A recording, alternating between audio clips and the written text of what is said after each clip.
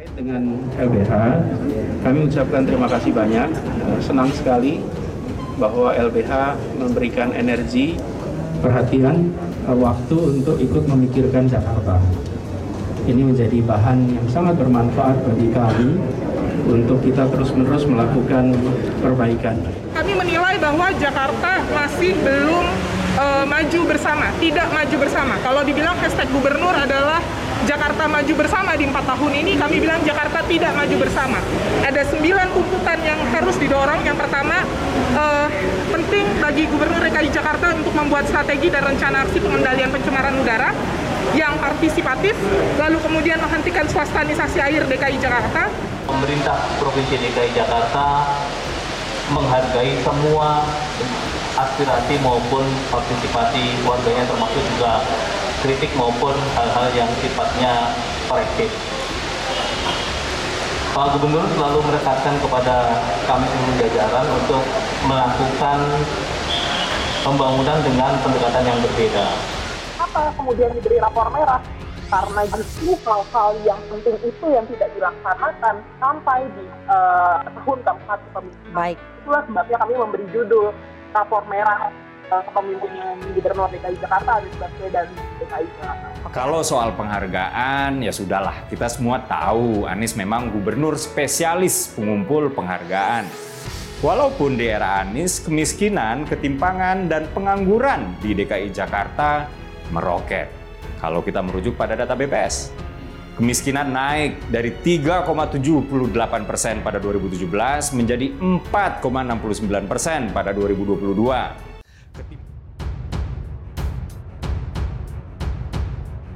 Dedek Prayudi ungkap sejumlah rekam jejak buruk Anies di Jakarta. Warganet Sidungu terus mengulang. Wakil Ketua Umum DPP Teman Ganjar, Dedek Prayudi, mengungkapkan sejumlah rekam jejak buruk mantan Gubernur DKI Jakarta Anies Baswedan saat masih menjabat. Hal ini disampaikan Dedek Prayudi terkait dengan unggahan akun Twitter @relawan_Anies bahwa alasan memilih Anies Baswedan di Pilpres 2024 karena rekam jejaknya prima. Ketua Umum DPP Simpul Relawan Pejuang ABW Arini Sumardi menyebutkan bahwa Anies Baswedan merupakan tokoh terbaik dan ini diakui banyak orang.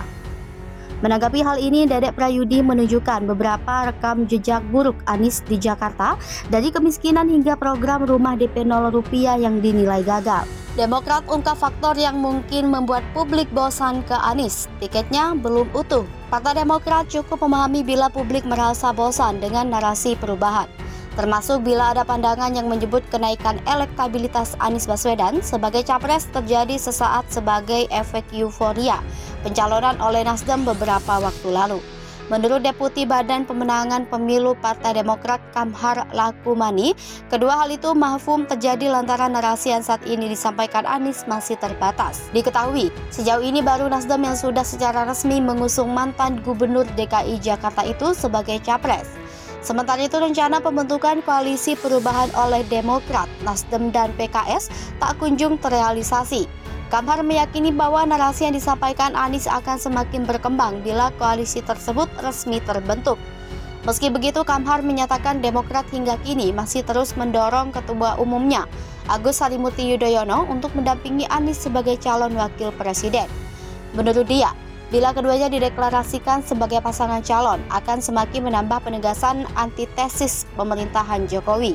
Sebelumnya diberitakan, pengamat politik dari UIN Syarif Hidayatullah Adi Praitno menilai naiknya elektabilitas Anies Baswedan menurut survei berbagai lembaga merupakan imbas deklarasi pencalonan presiden yang diumumkan Nasdem pada awal Oktober lalu. Momentum deklarasi pencapresan Anies dinilai tepat karena berdekatan dengan lengsernya dia dari kursi Gubernur DKI Jakarta. Namun demikian, Adi menduga naiknya elektabilitas Anies merupakan euforia sesaat. Kini, publik mulai bosan dengan sosok mantan Menteri Pendidikan dan Kebudayaan itu. Sebabnya narasi yang disampaikan Anies dalam setiap safari politiknya itu saja. Anies juga tak melakukan manuver politik apapun. Sebagai figur yang lekat dengan citra oposisi, Anies hampir tidak pernah menentang atau mengkritisi kebijakan Presiden Joko Widodo secara terbuka.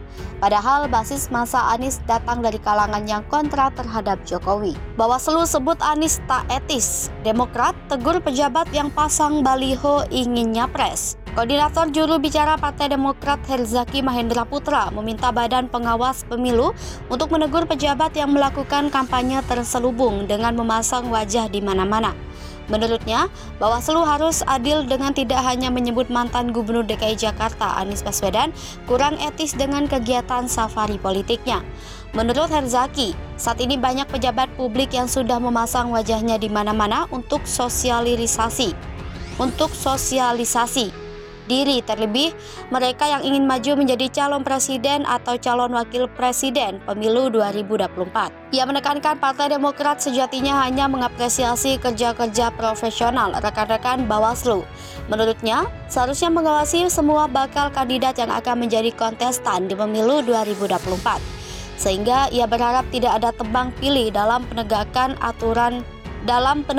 aturan pemilu. Ia meminta bila ada pejabat yang secara terang sudah memasang wajahnya di mana-mana, ia berharap Bawaslu juga perlu mencermati benar apakah ada dana APBN atau APBD yang dipakai buat bantu kampanye terselubung. Termasuk kata dia, jika pejabat yang juga membuat acara yang tidak ada hubungan secara langsung dengan tugas dan tanggung jawabnya. Apalagi kalau ternyata ada pejabat publik sibuk ikut-ikutan mengendorse capres kesana kemari. Karena itu, ia menilai pandangan etis dan tidak etis Bawaslu itu jangan hanya disasar ke salah satu bakal kandidat saja. Herzaki menegaskan banyak bakal kandidat yang ingin menjadi kontestan di pemilu 2024, namun juga melanggar etika yang disebutkan Bawaslu. Maka ia berharap para bakal presiden kandidat lain yang dianggap melanggar itu juga harus menjadi perhatian Bawaslu.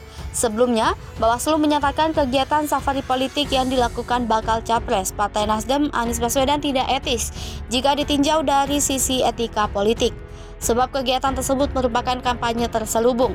Sebab Bawaslu menilai publik telah mengetahui Anies Baswedan merupakan bakal capres yang diusung gabungan partai tertentu. Dengan begitu, publik tentu bisa saja memaknai safari politik itu sebagai kegiatan kampanye untuk meningkatkan elektabilitas Anies.